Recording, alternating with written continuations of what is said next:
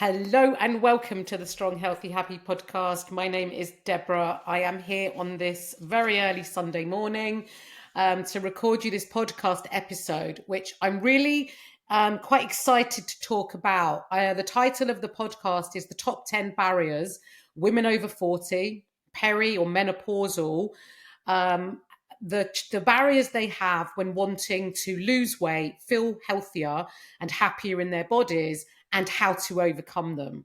And I may change the title by the time I publish this podcast, which often happens once I do the admin behind uploading it, because it's not just the barriers, they're common challenges that women face. And you may be able to resonate with maybe one, maybe two, maybe all of the challenges / barriers that I'm going to be talking about today. And this podcast episode sort of came to me, like most of my ideas do, at really random times when I least expect it. And it's come about because I've had a couple of new ladies recently start coaching with me this past week, had lots of conversations with them. And over the years, I've had many, many conversations with many, many women in all different areas of my life, just not through coaching, not necessarily through coaching. And for those who don't realize this, I've been in the health and fitness industry since I was 18. I'm a lot older than that now. And, we're talking 30 plus years that I've been in the industry, probably more. It's too early for me to do any mathematics to actually calculate the number of years.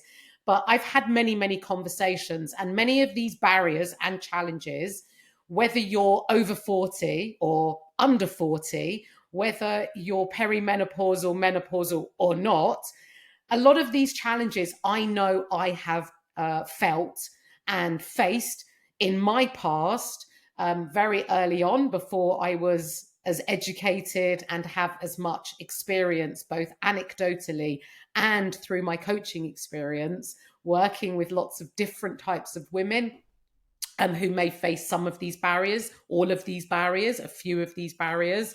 And so I thought it would be really helpful to talk about these today because, if you're not in coaching and you have your own journey, the whole purpose of this podcast is to give you free information and to help you on your own journey. I'm very passionate about helping women, all women, not just my clients. Obviously, I love coaching my clients, but I'm aware that it's not accessible to everyone. And I only have certain limitations as well as how many clients I can take on. But if you are listening to this podcast, if it's your first episode that you're listening to, firstly, I want to say a huge welcome and thank you for joining me and for giving me your time to listen to what I have to say. And if you're a regular listener, thank you so much for repeatedly listening to me and hopefully finding lots of value from these podcasts. And no matter if you're a first-time listener or a regular listener, I really do want to encourage you to subscribe or follow whatever it is that you select on your listening platform.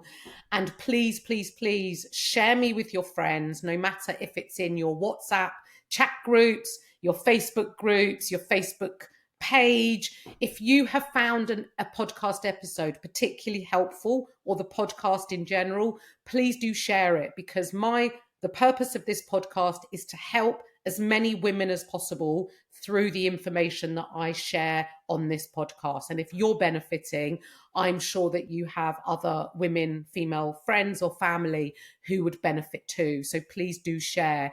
And if you have a 30-second moment to leave me a 5-star review, please do leave that. It's not so much to make my head bigger. It's more because it helps bring my podcast to the attention of more listeners. And that's what I want to achieve. So I'd be very, very grateful. Now, going back to the title of this podcast, just because I've gone off on a side tangent to remind myself, I'm going to be going through top 10 barriers, challenges that women face when it comes to improving their health, losing weight, feeling better in their bodies, and just like feeling better in day-to-day life. Not just how you look, but how you feel. And how you feel is so important to me. how you look often happens as a byproduct of the way that you feel. And so one of my biggest beliefs is helping women feel good, because then it has a positive knock-on effect in all the other goals and areas that you do want to achieve. Now, the 10 challenges that I'm going to share with you, like I say, some of them may not resonate with you. They may not be applicable to you, and that's fine. Some of them maybe all of them. But I do want to reassure you that all of the challenges or barriers that I'm going to be talking about today are overcomeable. I don't know if that's actually a word, but I'm going to say that these challenges and these barriers that you are currently facing are overcomeable. And this is what I want to help you with on this podcast episode. And also, obviously, if you're interested in coaching, you can go into the show notes and there is a link that will take you to an inquiry form. Now, one of the things I really want to emphasize is, instead of thinking short term when it comes to your goals, because this is relevant to the challenges, a lot of women think short term. I need to lose weight for summer. I need to lose weight for a wedding. I need to lose weight. I'm turning 50. I want to look my best at my party. And yes, it's great to have short-term goals because they keep you working towards something. But I want you to try and expand your mind and look to more long-term with the short-term mini goals in between.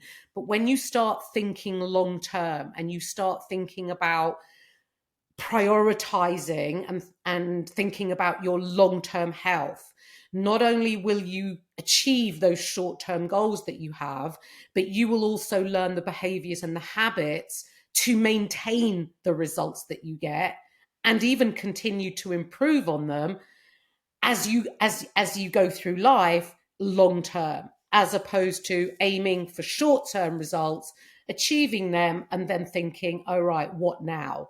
And then, typically returning back to where you were before you had that mini goal, and then repeating this cycle intermittently for the rest of your life, going round and round and never actually achieving long-term success. So I want you to try and expand your mind to the long-term approach as opposed to just short-term. Instead of a short-term fix, I want you to have these amazing feelings and feel great in yourself as well as your mind and your body long term. Now, each barrier that I'm going to be reading through and going through could be a podcast episode on its own, and maybe I will expand on them in a podcast episode on their own or do a few together and get more in depth. But I am going to be touching on them and sharing some detail. But if I go into depth for all 10, we'll be here a very long time. And I like this podcast episode length to fit into your walk, if you're listening to me on a walk or on a drive. And I know it's really hard to come back to a podcast episode if it's done in segments. So I have to only touch on some of these 10 things. However, if there is anything that really does resonate with you, or you think, gosh, I need more advice on this, all my contact details are in the show notes, and I welcome you to reach out and message me direct and let me know if there's anything further that I can help you with, talk about, record another podcast on, go into more depth in. Please do reach out. I love hearing from all of you women, and you are never like, you can contact me. It means a lot to me. Okay, without further ado, let's get into the first challenge / barrier that I have discovered through conversations that most women have. And number one is fear of failure. And it's very common. And that is, having a goal, and the first thought that goes through your mind is thinking back to previous goals, previous attempts, and perhaps previous failures, and then believing that this time is not going to be any different, and almost putting yourself on the back foot before you've started. And it's not a great way to go into it's not a great mindset to have before approaching a goal, is thinking you're going to fail before you even start, and then possibly falling into this self-fulfilling prophecy of failing, and then turning around and saying to yourself, well, you knew you were going to fail, so you've just kind of, that's fine, you knew you weren't going to do this anyway. And so it's this fear of failure and lack of belief that puts you on the back foot, that can sometimes result in you actually believing and end up doing what you say or think that you're going to do. Now, I do want to really highlight here that fear of failure is not, like, you failing in the past is not your fault. And I know that you might think it is, because it's you that's failed or broke the diet or didn't do what you said you were going to do.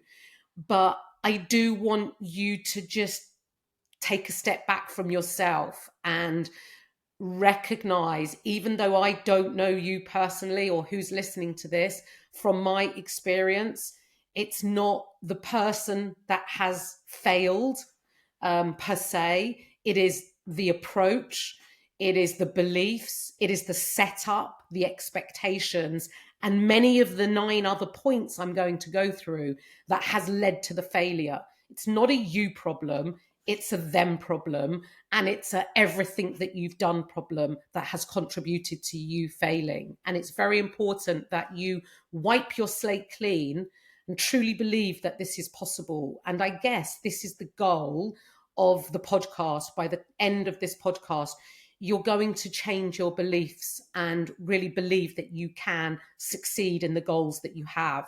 And it doesn't matter what your goals are. Your goals just might be to feel better. And that is a really, really valid goal. And so that's what the purpose of this podcast is. And I've just come to that purpose as I've been talking, and I needed a strong purpose, and that is it. I really want you to believe that you can overcome this fear of failure. And I see this all the time.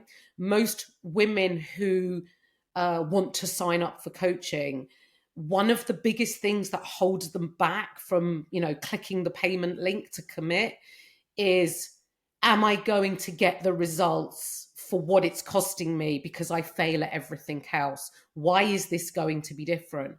And it comes down to the approach and the expectations and the setup. And I want you to know that you can, coaching or not, that you can overcome and believe, change your self-belief that you can succeed, and that it doesn't mean that you're always going to lead to failure. Now, point number 2, or challenge number 2 is, or barrier number 2, is that thinking it's just going to be too hard. You're older now, and what worked for you in your 20s, 30s, it's just too hard now. Life gets harder. Menopause symptoms hit in, stage of life, perhaps you're looking after elderly parents, your life looks different, and that it's just all too hard. And so you lack, you think it's going to take a great deal of effort, and actually it doesn't require. Yes, it requires some effort and consistency, but it doesn't mean, and I don't want to touch on other points that I've got, so I'm being careful what I say here, but it's not too late. It's not menopause. It's not your age. It's not your stage of life. It's not lack of time. It is overcomeable, and it isn't as hard as you think it's going to be. And partly the reason you think it's going to be hard is because you think your life is going to be turned upside down, and that everything you do in your day-to-day life has to change to support your goal.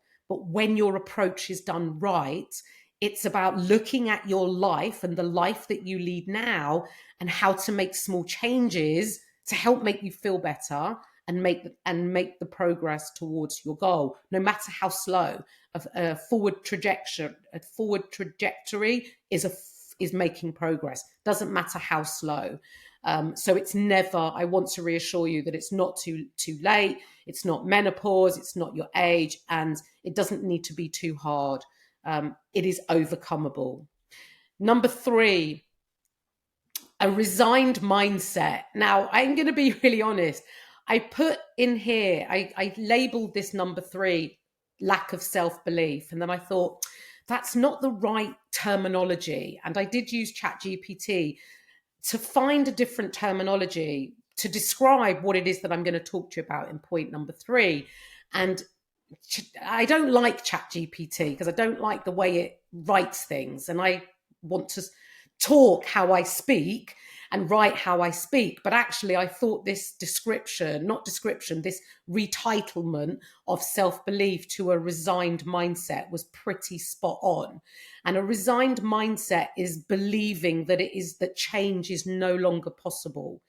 And for whatever reason you might believe that, you have this resigned mindset that change is no longer possible, and that it's simply easier to stay where you are, and just accepting that this is it for you now. This is your body, this is your life, this is how your energy levels are going to be, and this is just it. And, point number 2, change is too hard. Point number 1, you always fail. So this is just your resigned mindset. And it's like having this quiet surrender that you're just giving yourself up to what's in store for you now. And I really want to say again that this is overcomeable. You do not have to have a resigned mindset. You do not have to quietly surrender. It is possible to make change. And you know how I know it's possible? Because I made change in myself. I hit my early 40s, and although I was active and, I was in the health and fitness industry, I was not happy in how I felt, how I looked. And if I hadn't have done something, I wouldn't be here now talking on this podcast. I wouldn't have built a career around coaching women in a holistic way, passionate about what I do. And I wouldn't be the stronger, healthier, happier person I am now if I had just given up and thought, wow, this is just it. Points 1, 2, 3, this is me. And I have a resigned mindset. It is overcomeable. And I've seen it over and over and over again with many women that I work with. Some are in their 60s that have had a lifetime of failures. And all of a sudden, they start to change this belief when they look at how the approach has changed and how their mindset changed. So please do not have a resigned mindset. I'm not supposed to be going into detail, but I seem to be going into too much detail. Okay. Number 4, another big barrier is most women typically, especially, when you get to 40, and I work with a lot of 40 to 60-year-olds, is these women, you may have extensive dieting histories. You've done every diet going. Most of them have failed. And you've tried different diets, the Diet Club, the Weight Watchers, the Slimming World. You've done keto, you've done intermittent fasting, you've done the Cambridge diet, you've done, 100 different diets. Or you've done a diet, you think you succeeded because you lost weight, but you regained it. And then you went back to the same diet because you told yourself it worked for you last time. But actually, that's not a successful diet. A successful diet is one where you learn to lose weight and you have the tools to maintain the results and the weight loss that you lose long term. That's a successful diet. And your perception of a successful diet can get distorted. And all these different diets that you have tried in the past have really warped your mindset and contributed to you thinking that this is all going to be too hard because of the previous dieting experiences you've had. And a few examples is you think you have to eat as little as possible. You think you have to eat, in inverted commas, I'm doing air quotes here, diet food. That you have to completely eat different food to the foods you usually enjoy or that you eat. You think that you have to be on a diet, and it's a completely different way of eating to the rest of your life. And then you finish your diet, you revert back to how you used to eat. And obviously you then revert back to the body that you had before you dieted. And so it's about, again, thinking about supporting your long-term health. A successful diet should be sustainable. enjoyable, educational, including the foods that you enjoy, having an inclusive approach to all food, not labeling foods good or bad, off limits, not thinking that you're on track, off track, on the wagon, off the wagon. This is your life, and a diet is a way of life. And it is so important to have an increased knowledge about the different foods that you're eating and better understand about food values, how different foods make you feel, how different foods support your health, and having that greater understanding. And a lot of these dressed up diets that you've been doing, they dress them up, they label things, points, sins, intermittent fasting, etc. What they're not giving you is the education and the knowledge so that you can make informed decisions yourself. And the reason they're not giving you the education is because they're here to make money from you. And, for me, I want my clients to get educated, and they get to a point and they say, Debra, I got what I came for, and nothing makes me happier. Obviously, I'm always sad to lose a client, but I've had said to me countless times, Debra, I've got what I came for. And I'm still in touch with these ladies, and they are still maintaining the results that they learnt and the habits, behaviors that they learnt.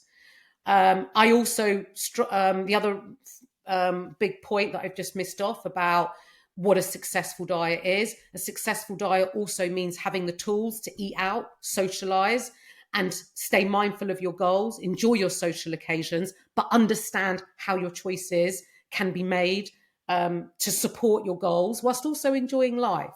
And a lot of these diets don't do that. You go on a meal plan, you're on a night out. How are you going to follow your meal plan? How are you going to count points or sins or whatever it is that those ridiculous diets that you might have done in the past? It makes it all too fast, and it leads to another challenge barrier that I've got in this. Okay, number 5, emotional or stress eating. I hear it a lot. I'm an emotional eater. I am a stress eater. I've got a highly stressful job. Or I've got a stressful family life, or whatever it might be. And women are calling themselves, I am an emotional eater. Maybe you've used this for yourself. Instead of realizing that you are you, right? You're not an emotional eater. I am Debra, and you are you. You may have emotional eating tendencies, or you may have stress eating tendencies, but it's not who you are. It's a behavior, and it is changeable. And this is where having strategies and tools and understanding what leads to it and why it happens will enable you to overcome it. It is overcomeable. Number 6 is an all or nothing. Now, I used to call myself years ago, I'm all or nothing. For me, I was all or nothing around Nutella. I can either not have Nutella at all, or I'm pretty much spooning out the whole jar. I am that's how I used to, talk to myself. And this is why I have lots of anecdotal experience plus coaching experience. I know better now. I'm not all or nothing around Nutella. And most women think I'm all or nothing. And the reason why you may label yourself as all or nothing is because of the previous barriers that I've already talked about in this podcast that have led to this all or nothing approach. And your own self-expectations that you place upon yourself, your beliefs about how, you should diet. Often when people embark on a diet, you're like, I'm really good. I've been so good. And then when you're not good, you're really bad. And this labeling is not helping this all or nothing approach. And I want to say to you that, you know what? Being in the middle ground of good or bad, just being average, it's a pretty damn good place to be, because you will make more progress being average than sometimes good and sometimes bad. You will make more progress being average. There's nothing wrong with being average, and you can overcome all or nothing tendencies, as I have. And I never thought I'd sit here and ever say that. Number 7, thinking a I have no discipline and a lack of motivation. I hear that all the time. I have no motivation and I need to be more disciplined. I've heard that so many times. You do not lack motivation and you do not need more discipline. What you need to do is understand that if you're waiting to feel motivated, you're going to be waiting a shitload of time because I love everything to do with health and fitness. It's been my life since a teenager. But let me tell you something. I do not feel motivated to do my workouts, to meal prep, to cook healthy meals, to do whatever is needed to support my health and feel good. A lot of the time, I do not feel motivated. But you kind of get into it, and again, this is through coaching. I build habits and behaviors with clients because they don't feel motivated either.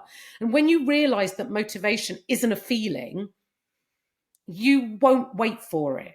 You have to kind of do it, and you have to get used to doing it because, oh, right, on a Tuesday, I go to the gym. That's just what I do on a Tuesday at 10 a.m. I may not want to go, but it's what I do. It's in my diary, and I'm just going to go. What happens is you get to that gym, you do your workout, you feel awesome at the end of it. And that feeling, that's the motivation. And when that gym workout and everything you've been doing with your nutrition and everything else all slots into place, you start to notice changes and you start to notice a bit of progress. That's motivation.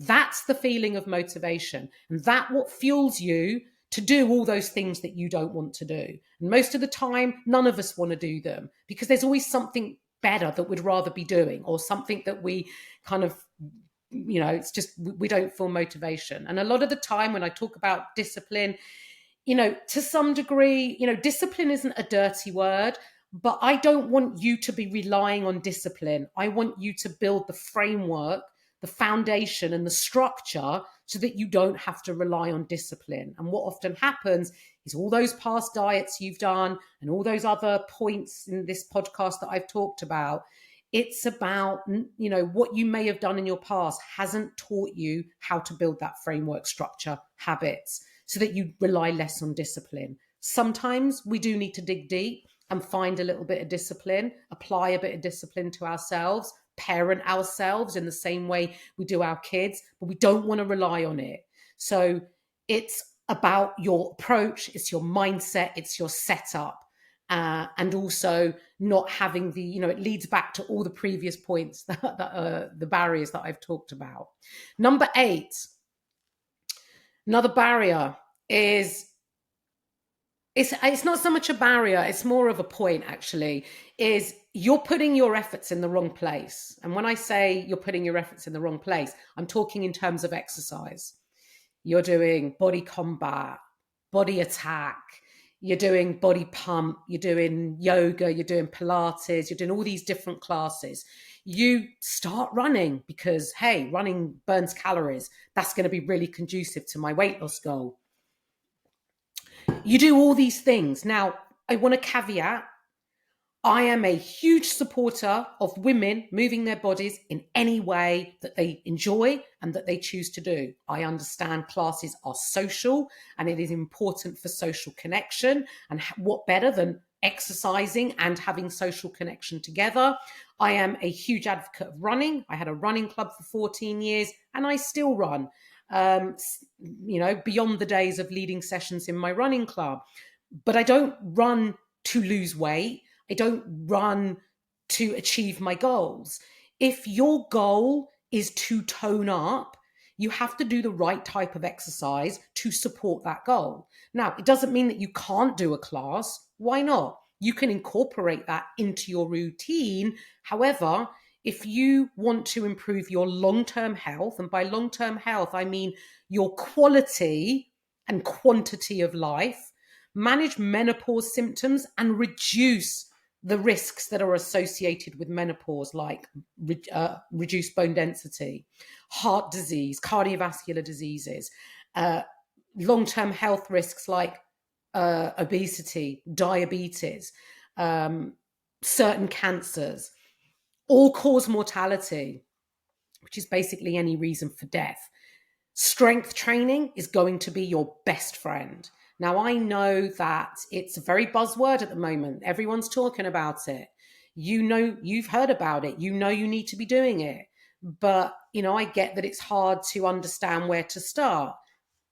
Reach out to me. I can help you. However, you avoiding doing strength training because you don't know what to do isn't reason enough. And continuing to go to these classes is great. You're moving, but when you don't get the results that you want, you think it's because you're not trying hard enough or you're not putting in enough effort.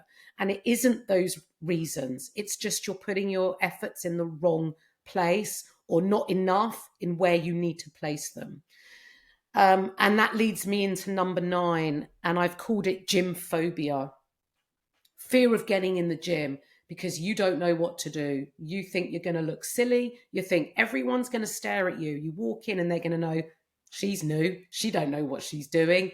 You think you're going to do something wrong. You think, I don't know, 100 different thoughts about every reason about why you can't step into the gym. And if you do step into the gym, you go to your safety zone and you walk on a treadmill or you sit on a bike or you go on a cross trainer. And these exercises are cardiovascular. They are not building strength. They are not maintaining muscle tissue. They are not giving you the joint health and the bone density that you want and the body, the lean toned body that you want. So it is overcoming gym phobia. Now, you can exercise from home. You don't need to go into a gym. You can start with body weight. You can introduce different weights. I have a client, the lovely Kate. When she started coaching, she started home workouts. Then, we started incorporating weights. Her weights got heavier. And then she got to the point where actually she was ready for more because what she had wasn't enough. And she joined a gym. And her husband goes to the gym with her, which is, a really great thing to do together. And she is now lifting heavy weights and has gone further and further in her journey of strength training. And it is possible to overcome gym phobia. There are PTs, there are gym instructors, there are regular gym users who are really, really friendly, especially in the free weights area where you perceive they're all big and burly. They're actually the most friendliest people and they will always help. And obviously, you can always reach out to me with programming and structured programming and help to get you in the gym. But please know that we all start somewhere. I started somewhere and I can see myself because I used to go to the gym and do all the cardio, just like I've described. And I was running and I was never getting the results I wanted. We're going back some years here, quite a long time. And then I started strength training and that's when my physique changed. And I know, I post my physique online as a way to inspire women what is possible. Because people think, oh, it's easy for you. I haven't always had the body I've had. Genetics plays a part, but it only goes so far. The rest of my physique, I've built it myself from going to the gym. So it is possible and anything is possible for you. And I didn't start weight training properly in the gym till I was about 45 years old. So if you're listening to this and you're thinking, oh, it's too late, I could never do that. Yes, you can. Yes, you absolutely can, as have I. Barrier number 10 is confusion. And I don't blame you because there is so much misinformation out there. I listened to a podcast the other day with my head in my hands thinking, Jesus Christ, this is just so unhelpful. And it's a big podcast with a huge listening, many of who are women.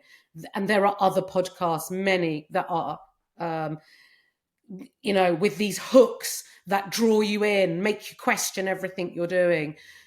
Alongside that, what you're seeing on social media, marketing, trends, what your friends tell you should be doing, what's worked for them, you need to do it because it worked for them. Well, that's great, good for them. Doesn't mean it's going to work for you. And so you are so confused, and I really don't blame you. And what's important to remember here is that you are an individual, and it's about finding a way that works for you. And it doesn't matter what method you take to, if we talk about weight loss here, doesn't matter what method. The science is the science. It's about creating a deficit, a calorie deficit, which is, in simple terms, eating less than your body expends. You need to eat a little less than your body expends. So you are in a calorie deficit. How you create that calorie deficit, this is where it becomes individual. And this is where you have to find a way for you. These other diets just dress up a calorie deficit using fancy words to make you think you're doing something, different. You're not doing anything different. You're creating a calorie deficit. And so there is a lot of confusion. It's about finding a way that works for you. And there are, this is about looking at your lifestyle, you as an individual, your work, your pressures, your family life, and how to create this deficit in a way that suits you, that isn't too difficult, that is within your expectations of yourself, that won't be all or nothing, that allows you to socialize, kind of summarizing up here, that allows you to socialize, that it gives you the time to put your effort in the right place and stop wasting time, as much time, doing the other forms of exercise that aren't getting you closer to your goal. Keep them in, but just manage the time that you're doing them. Knowing that you don't lack motivation or discipline, it's understanding what that is.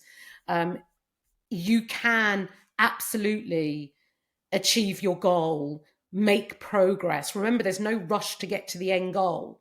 And the reason there's no rush to get to the end goal is because nothing changes. This is a healthy lifestyle you are creating for yourself. It's not a quick fix like I started off this podcast. It's not just a short-term weight loss. You are creating a healthy lifestyle for you to maintain for the rest of your life. That's why it needs to be with a considered approach, the right mindset, because this is something you're going to be doing for the remainder of your life. And it's an amazing thing. Don't think of it like a ball and chain around your ankle. It's an amazing thing. And you know why it's amazing? Because you get to do this. You don't have to do this. No one's making you. Do what you want. But if you are choosing to do that, to do this and take care of your health and feel better in your body, your mind, and the way that you look in your body and how you feel in your body, you get to do this. Never forget that. Don't feel resentful. Embrace it. Feel empowered by your choices. Now, I'm going to leave you with a bonus challenge that I come across, and it's patience. Lack of patience is, and I heard it just the other day. I've done this for a week now. I've been really adherent. I'm doing everything you said. It's been a week. I'm not getting results. And you have to exercise patience. You are today, sitting here or walking or wherever you're listening to me, you are an accumulation of what you've done for the whole of your life. You cannot make sustainable change or expect big results in a week. This is long-term change. You have to be patient, because if you expect to see in a couple of weeks, why am I losing weight? Why am I this? The scales aren't moving. It comes down to all the previous 10 points. You have to be patient and look at this as a long-term, lifetime change. Set mini goals along the way. Celebrate your wins along the way, because the small wins, oh my God, I didn't want to go to the gym, but you know what? Debra said, go anyway. I did it. That's a win. That's a huge win. That's not a little win. That's a huge win. These are your stepping stones to get you to where you want to be. Please know that all these 10 points plus the bonus point of patience are all overcomeable. If you need any help, please do reach out. Listen to other episodes in this podcast as well. If you haven't gone through them all, scroll through, see if any of the titles resonate to you. Give them a listen. Please remember to follow, subscribe, leave me a review, and most of all, share me. Do not keep me to yourself. Share me with other women. It would mean the world to me. Have a great rest of your day, and I will catch up with you soon.